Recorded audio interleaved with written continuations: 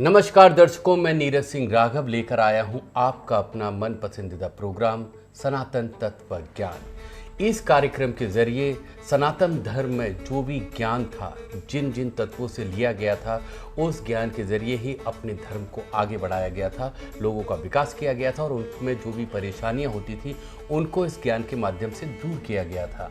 और वो ही ज्ञान हमारे आचार्य जी के द्वारा आपको दिया जाएगा और आपकी जो भी परेशानियां हैं आपके जीवन में, जो आपको आगे बढ़ने से रोक रही हैं, आपको परेशान करती रहती हैं, उनको दूर किया जाएगा। तो दर्शकों, हमारे आचार्य जी आपके बीच आ चुके हैं और हमारे आचार्य जी शशिकांत वशिष्ठ जी का हम सबसे पहले स्वागत करते हैं। शशिकांत वशिष्ठ जी, आपका बहुत बहुत स्वागत है। हमारे आचार्य जी किसी भी पहचान के मोहताज नहीं हैं। जी हाँ, शिव महापुराण के सरस वक्ता, वास्तु और ज्योतिष के परम विद्वान आचार्य श्री शशिकांत जी, जिन्होंने भोलेनाथ की कृपा और परम पूज्य गुरुदेव महंत श्री राधेश्याम व्यास जी के सानिध्य में रहकर अपने जीवन को समर्पित किया और वहीं से ज्ञान की प्राप्ति की। 20 साल तक वहाँ रहकर कर्मकांड, ज्योतिष और वास्तु और शिव महापुराण के द्वारा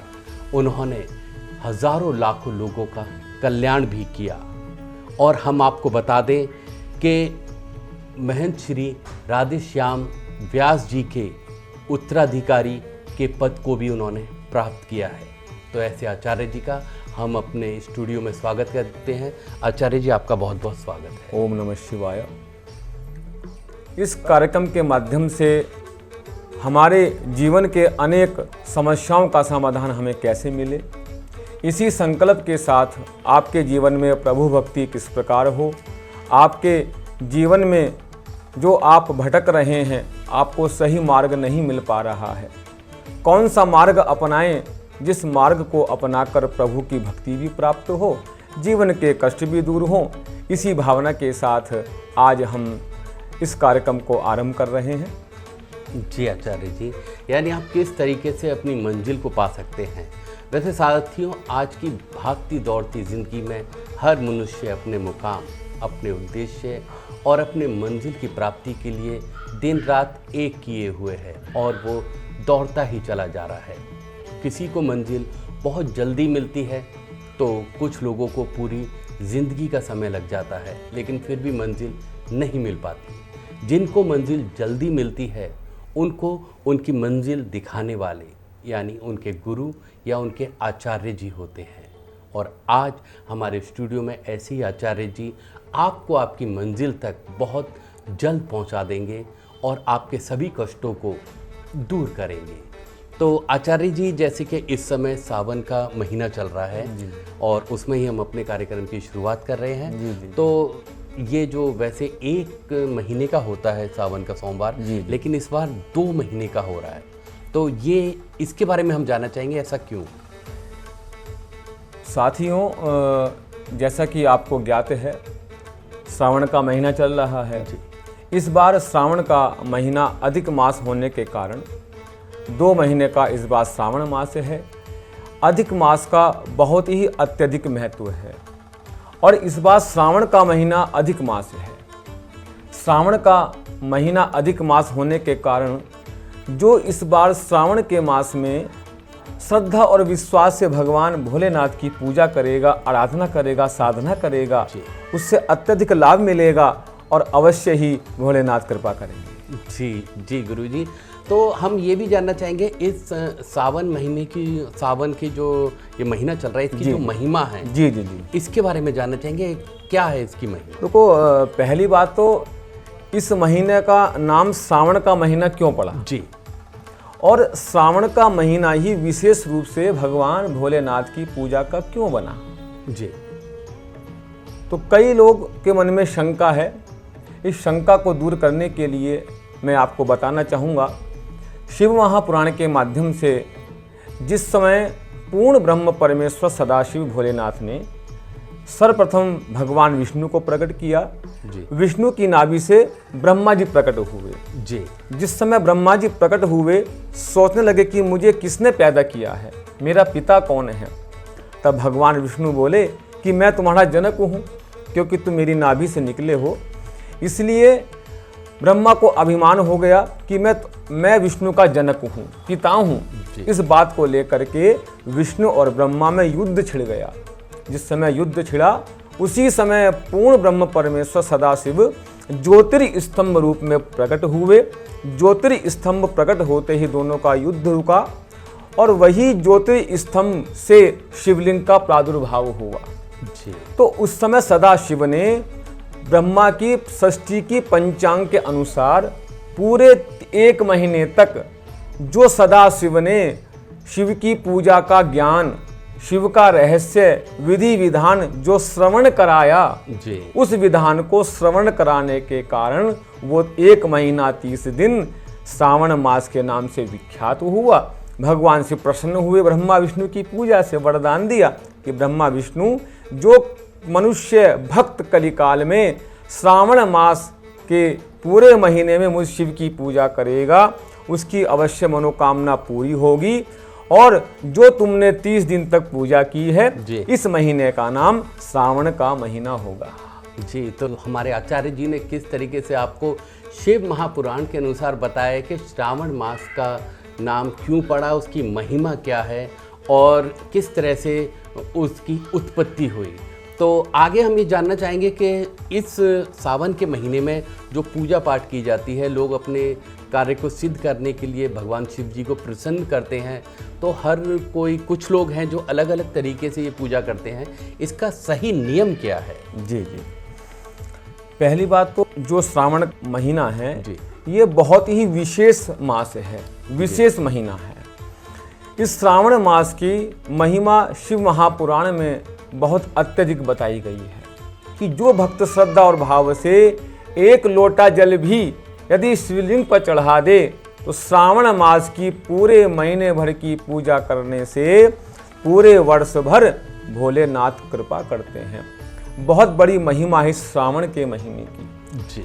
लेकिन इस श्रावण मास में हम पूजा भी करते हैं, पाठ भी करते हैं, लेकिन हमें ना तो पूजा का ज्ञान है, कोई कैसे पूजा कर रहा है, कोई कैसे पूजा कर रहा है।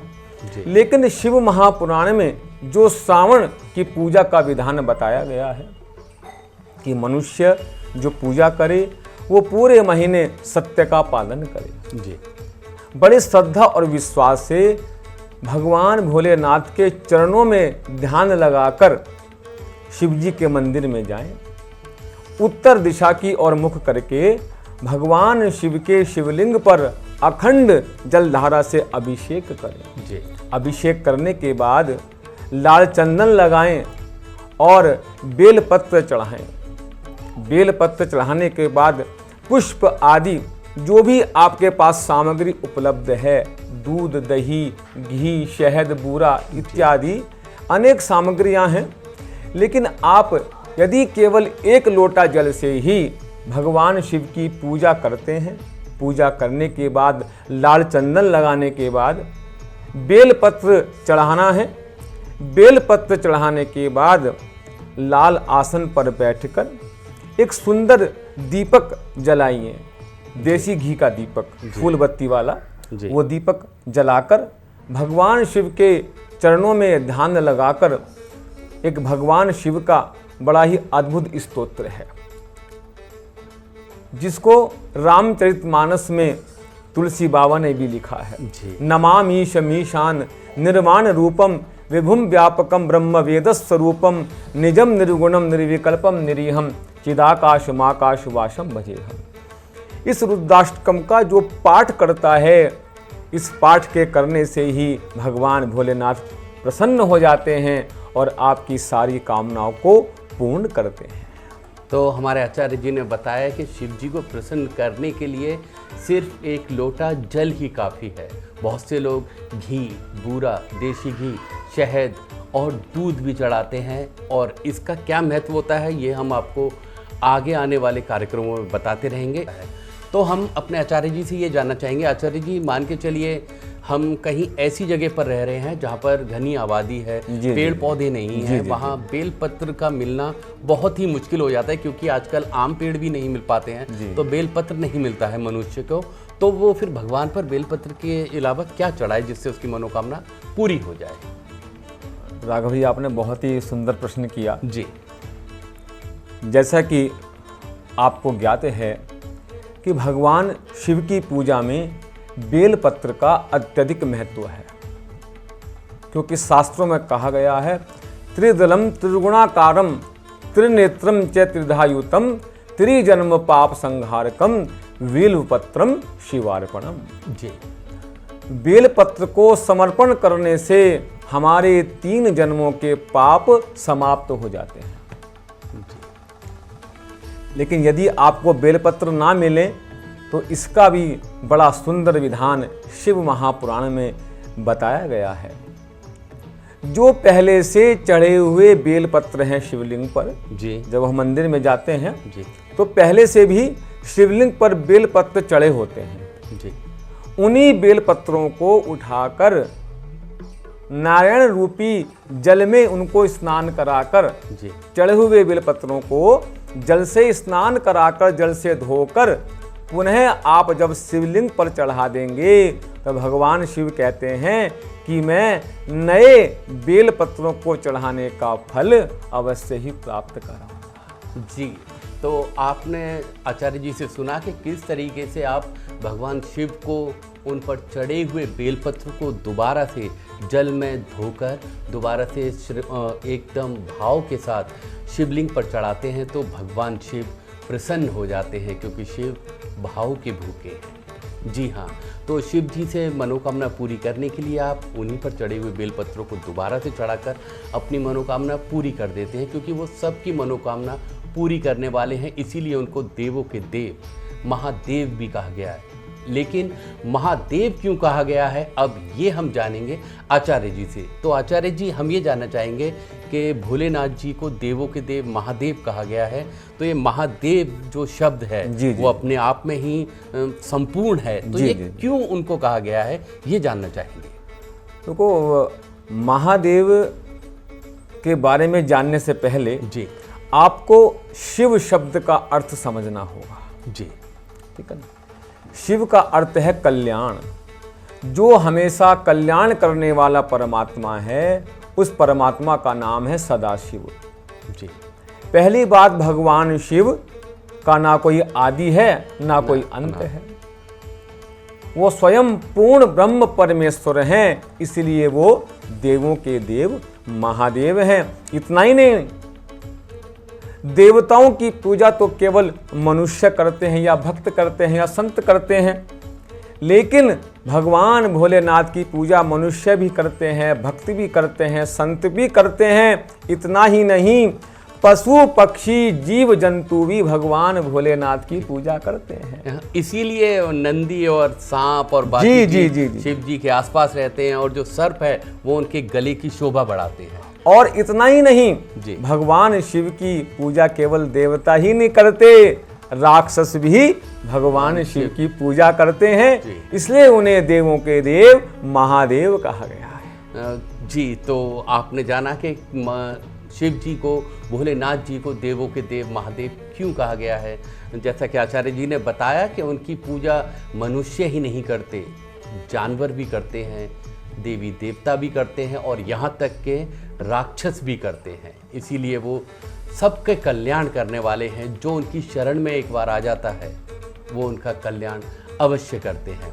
तो आचार्य जी, हम आपसे ये भी जानना चाहेंगे कि कोई एक ऐसा उपाय आप हमारे दर्शकों को बताइए शिव पूजा का, जिससे कि उनकी जो कामना है, ये सावन के महीने में, क्योंकि सावन का महीना इस बार 2 महीने का है, तो ये काफ़ी लंबा भी समय है, तो हमारे जो दर्शक हैं वो आपकी पूजा के द्वारा अपनी मनोकामना पूर्ण कर सकें और शिव जी को प्रसन्न कर सकें। बहुत सुंदर, बहुत सुंदर आपने प्रश्न किया राघव जी। मैं बताना चाहूँगा, वैसे तो भगवान भोलेनाथ को श्रद्धा और विश्वास से 1 लोटा जल का जो चढ़ा देता है, 1 लोटा जल सारी समस्याओं का हल। किंतु इस श्रावण मास में कौन सा ऐसा विशेष उपाय आप करें जिस उपाय करने से आपको धन की प्राप्ति भी हो, सुख संपत्ति की भी प्राप्ति हो, आपके जीवन के जो दुख हैं वो समाप्त हों, आपको सच्चा मार्ग मिले, आपको भगवान भोलेनाथ की भक्ति मिले। बड़ा ही सुंदर उपाय है। सभी दर्शक बहुत ध्यान से प्रेम पूर्वक इस उपाय को सुनकर अपने जीवन में इसको नोट कर लेना। श्रावण मास का सोमवार के दिन आपको ये उपाय करना है। सबसे पहले आप भगवान भोलेनाथ को जल चढ़ाएं। जल चढ़ाने के बाद चंदन लगाएं, बेलपत्र चढ़ाएं और आसन पर बैठकर एक बड़ा ही सुंदर मंत्र है, सभी आप नोट कर लें।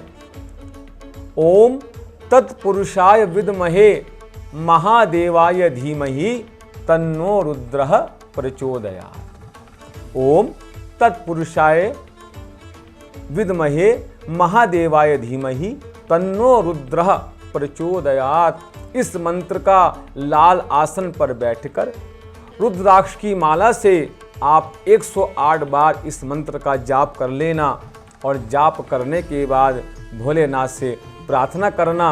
भोलेनाथ अवश्य ही आपकी कामना पूर्ण करेंगे।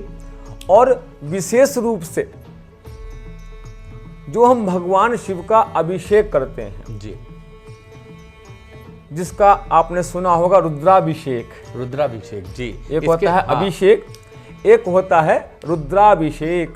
जी गुरुजी, हमारे बहुत से दर्शकों ने ये जी, सुना जी, जरूर होगा, जी, जी, लेकिन आज आप उनको बताइए कि ये रुद्राभिषेक क्या होता है और इससे क्या उनकी सिद्धि हो सकती है, कामना पूरी हो सकती है। अभिषेक का सीधा सीधा अर्थ है जी, हम भगवान शिव को जो जल से स्नान कराते हैं जी, जो अखंड धारा हम चढ़ाते हैं, उसी का ही नाम अभिषेक है। दूसरा है रुद्राभिषेक। रुद्राभिषेक रुद्रा अष्टाध्यायी, जिसमें 8 अध्याय होते हैं, उन 8 अध्यायों के मंत्रों से जो भगवान शिव का अभिषेक होता है उसे कहते हैं रुद्राभिषेक जी। यदि आप मन में धन की कामना हो, आप कर्ज में हो, कहीं से धन प्राप्ति का साधन ना बन पा रहा हो, तो आप सोमवार को भगवान शिव के मंदिर में जाकर शिवलिंग पर आप गन्ने के रस से भगवान शिव का अभिषेक कर देना, क्योंकि गन्ने का रस साक्षात लक्ष्मी है। जो गन्ने के रस से शिव के शिवलिंग का अभिषेक करता है, तो गन्ने के रस से अभिषेक करने से उसे लक्ष्मी की प्राप्ति होती है। जो भगवान शिव के शिवलिंग का जल से अभिषेक करता है, उसको सुख शांति प्राप्त होती है। दही से अभिषेक करने से भवन पशु वाहन की प्राप्ति होती है, और तीर्थ के जल से भगवान शिव का शिवलिंग का अभिषेक करने से मोक्ष की प्राप्ति होती है। नाना प्रकार की वस्तुओं से हम भगवान शिव के शिवलिंग का अभिषेक करते हैं जी, और कहते हैं जो भगवान शिव का दूध शक्कर मिश्रित दुग्ध से स्नान करा देता है, अभिषेक करा देता है, उसको सद्बुद्धि की प्राप्ति होती है, वो सन्मार्ग की ओर प्रेरित होता है, और जो चंदन चढ़ा देता है भगवान शिव को, उसको यश की प्राप्ति होती है। इसी प्रकार कई वस्तुएं हैं। आगे के कार्यक्रम में, आगे के एपिसोड में नाना प्रकार की वस्तुओं से किस किस वस्तुओं के अभिषेक करने से क्या क्या फल की प्राप्ति होती है, कौन कौन सा अन्न चढ़ाने से जी शिव की कृपा प्राप्त होती है, ये सारी आपको ज्ञान इसी कार्यक्रम के दौरान नाना प्रकार की शंकाओं का समाधान, प्रभु भक्ति का पूरा मार्ग, सद्गुरु की कृपा, ये सब आपको इसी कार्यक्रम से प्राप्त होगी। ऐसी मैं आशा करता हूँ भोलेनाथ से। भोलेनाथ सबका कल्याण करें। ओम नमः शिवाय। जी आचार्य जी ने आपको बताया कि किस तरीके से आप दूध, दही, शहद और भी कई चीज़ें चढ़ाकर भगवान शिव को प्रसन्न कर सकते हैं। जिन चीज़ों के बारे में आचार्य जी ने आपको बताया वो तो आपको मालूम चल गई, और जो चीज़ें आप लोग चढ़ाते हैं जिसके बारे में आचार्य जी ने नहीं बताया, तो हमारी टीवी स्क्रीन पर जो ये नंबर चल रहा है, इस पर आप कॉल कर आचार्य जी से सीधी बात कर सकते हैं और उनसे अपने कष्टों का निवारण जान सकते हैं। आचार्य जी, वैसे तो हम चाहते हैं कि आपके साथ बैठे रहें और भी महाशिव पुराण के द्वारा जो भी शिव जी की पूजा अर्चना है और मनोकामना पूरी करने की विधि है वो बातें करते रहें, लेकिन समय अभी इजाज़त नहीं दे रहा है क्योंकि समय समाप्ति की ओर हो चला है। लेकिन दर्शकों, फिर कल हम आपसे फिर मिलेंगे इसी समय एक नए टॉपिक के साथ। तब तक के लिए आचार्य जी, आपका हमारे स्टूडियो में बहुत बहुत धन्यवाद। ओम नमः शिवाय।